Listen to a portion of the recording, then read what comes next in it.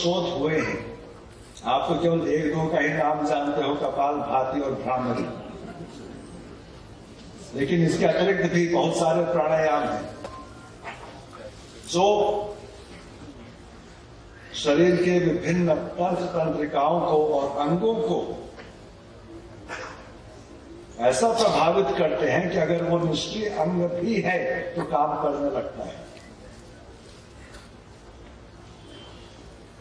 Multiple sclerosis में प्राणायाम का बहुत ही जबरदस्त असर होता है। जब पार्शियल पैरालिसिस होता है स्ट्रोक के चलते, तब प्राणायाम का बहुत ही महत्वपूर्ण योगदान होता है पुनः प्राणों को सजाने के लिए, ताकि हमारा शरीर ठीक से काम करे, वो बढ़ती है। एक राष्ट्रपति थे दक्षिण अमेरिका के एक देश में, कोलंबिया के राष्ट्रपति। उनके बारे में कहा जाता था कि वो रोज योग निद्रा का अभ्यास करते थे और 20 घंटा ऑफिस में काम करते थे।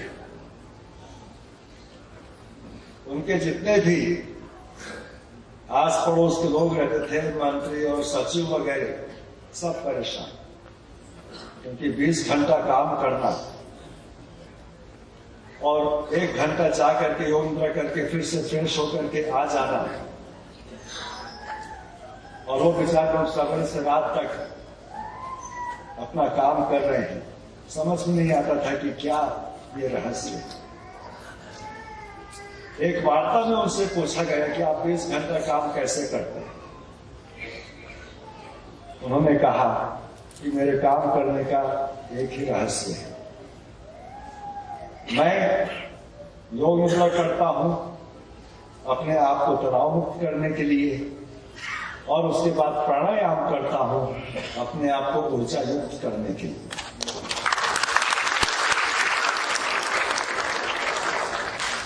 और अगर मेरा बस चले तो मैं तो 24 घंटा काम करूं, क्योंकि मेरे में उतनी ऊर्जा आ जाती है। ये उनके स्टेटमेंट रहे।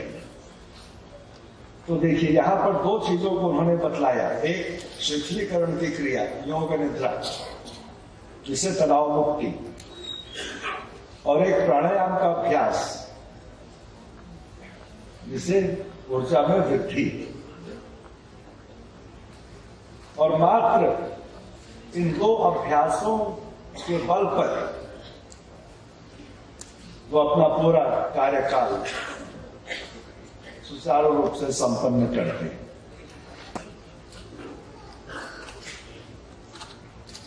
योग निद्रा का एक उदाहरण हम हैं। जब हम आश्रम आए थे तो 4 वर्ष की आयु में ही आए थे, स्कूल गए नहीं। आश्रम में ही जो शिक्षा हुई गुरुजी ने हमको योग निद्रा में दी। मुझे मालूम नहीं कि क्या मुझे सिखाया गया, क्या कराया गया, क्योंकि हम तो सो रहे थे। लेकिन बाद में ऐसे ऐसे परिस्थितियों का सामना हुआ जिसमें कुछ ऐसी चीजें सामने निकली जिसका मुझे भी अंदाज नहीं था कि आई तो कहां से आई। एक उदाहरण देता हूं। लंदन के चैरिंग क्रॉस मेडिकल स्कूल में 11 वर्ष की उम्र में मुझे प्रवचन देना था, और सब स्पेशलिस्ट लोग थे। अब 11 वर्ष का बच्चा क्या स्पेशलिस्ट को प्रवचन देगा? तो मेरे मन में था, घबराहट थी और विचार भी चल रहा था कि हम बोले तो क्या बोले। रात को सोए, सोचते सोचते कि कल मेरे को प्रवचन देना है। उम्र 11 साल। रात को स्वप्न देखते हैं, स्वप्न में हम प्रवचन दे रहे हैं। नींद खुलती है, जितना भी पॉइंट हमने अपने स्वप्न में कहा था सब मुझे याद था। जब जाते हैं चेरिंग क्रॉस मेडिकल हॉस्पिटल, तो वहां संबोधन में हम स्वप्न में देखे गए पॉइंट्स पर ही बात की। 1.5 घंटे बाद जो होस्ट था वो कहता है, स्वामी जी आप मेडिसिन कहीं पढ़े हैं क्या? तो हम हंस दिए, 11 साल का लड़का कहीं मेडिसिन पढ़ेगा? कहा लेकिन आपको ये जानकारी मिली कैसे? हमने कही कौन सी जानकारी? जो आपने अभी बोला। आपको मालूम आपने क्या बोला?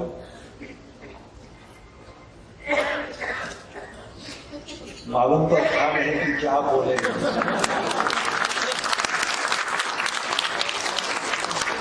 लेकिन लाज बचाने के लिए हाँ कह दिया। कहता है कि स्वामी जी आप बायोफीडबैक विषय पर बोले हैं और ये एक ऐसा विषय है इस पर अभी हमारे वैज्ञानिक अनुसंधान कर रहे हैं और आप EEG, ECG, GSR, EMG आदि सभी विषयों पर अपने प्रवचन में बोले हैं, आपको ये जानकारी कैसे मिली? हमने कहा कि ये जानकारी हमको अपने गुरुदेव से मिली। लेकिन बाद में हम सोचने लगे कि अगर हमको हमारे गुरु जी ने ये बतलाया भी होगा तो उस समय तो हमको सजगता नहीं थी। मुझे तो कोई स्मरण ही नहीं कि स्वामी जी मेरे साथ बैठ करके बोले हैं कि ये ECG है तो ये EMG है तो ये GSR है तो ये है तो ये वो है। कहां से आई ये बात? बहुत सालों के बाद फिर हमने अपने गुरु जी से पूछा मिलने पर, कहे कि नहीं, योग निद्रा के दौरान हम तुमको किताब पढ़ करके सुनाते थे और योग निद्रा की अवस्था में अवचेतन मन इतना संवेदनशील हो जाता है कि जो भी आप उस समय कहिएगा पढ़िएगा वो ग्रहण कर लेता है। क्योंकि देखो भाई हमारा तो एक ही सिद्धांत है, हम किसी बीमारी से आज तक डरते नहीं है, चाहे वो कैंसर हो चाहे कैंसर का बाप हो। हमको डर लगता है केवल एक बीमारी से, और वो कौन सी बीमारी है? उसका नाम है DIFS, disease induced fear syndrome, बीमारी का भय। अगर एक फुंसी हो जाए और आप सोचोगे कि ये कैंसर है कैंसर है कैंसर है, तो निश्चित रूप से वो कैंसर हो जाएगा। और अगर कैंसर है और सोचोगे कि तो बड़ा फुंसी मार रही ठीक हो सकता है, तो कैंसर भी ठीक हो जाएगा। हम लोग बीमारी से प्रभावित होते हैं, बीमारी को लेकर के नहीं बल्कि मन में भय की अवस्था को लेकर, जिसको हमने नाम दिया है DIFS, disease induced fear syndrome.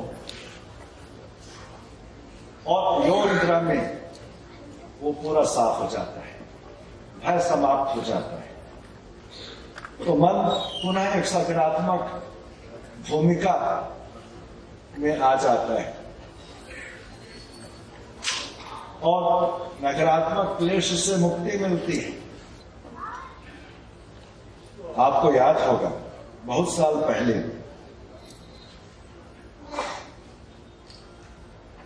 Ganga Sagar से गंगा तक एक अभियान सर एडमंड हिलरी ने किया था 1970 के दशक में। और उस समय एक कहानी छपी थी पेपर्स में कि हरिद्वार के पास, ऋषिकेश के पास नदी के बीच एक चट्टान में एक कृष्णकाय शरीर वाला कोई साधु बैठ करके अपना जप कर रहा था और सर एडमंड हिलरी और उनके जो नाव थे, सुपर पावर नाव, जिसमें बहुत हाई पावर का इंजन लगा हुआ था, उधर से गुजरे तो उन्होंने देखा उस साधु को बैठे पत्थर पर प्राणायाम कर रहा था। उन्होंने पूछा उससे कौतूहलवश कि तुम क्या कर रहे हो? साधु ने कहा कि मैं प्राणायाम का अभ्यास कर रहा हूं। उन्होंने पूछा प्राणायाम करने से क्या होता है? साधु ने कहा कि शरीर की शक्ति बढ़ती है। सर एडमंड हिलरी ने देखा साधु को एकदम दधीची, ऋषि दधीची की भांति पूरी हड्डियां दिखलाई दे रही थी। क्या कहते हो कि शक्ति बढ़ती है? क्या तुम मेरे नाव को रोक सकते हो? साधु ने कहा कि महाराज मेरे में वो क्षमता कहाँ है कि मैं 300 हॉर्स पावर के मशीन को रोक दूं। है 10-15 मिनट बात किए होंगे। उसके बाद फिर नाव आगे बढ़ने लगी। 20-30 फुट नाव आगे बढ़ी होगी कि नाव रुक गई। उन्होंने इंजन को बढ़ाया ताकि गति आए, पावर आए, लेकिन नाव तट से मस्त नहीं हुई। उनको आश्चर्य हुआ। पीछे मुड़ करके देखते हैं तो साधु जो नाव की रस्सी थी उसको पकड़ करके बैठा हुआ मुस्कुरा रहा। नाव की रस्सी को पकड़ के बैठा हुआ मुस्कुरा रहा था और 300 हॉर्स पावर की नाव वहां पर खड़ी। तो खैर ये चमत्कार नहीं है, ये प्राण शक्ति है। लोग इसे चमत्कार मानते हैं, लेकिन योग इसे चमत्कार नहीं मानता।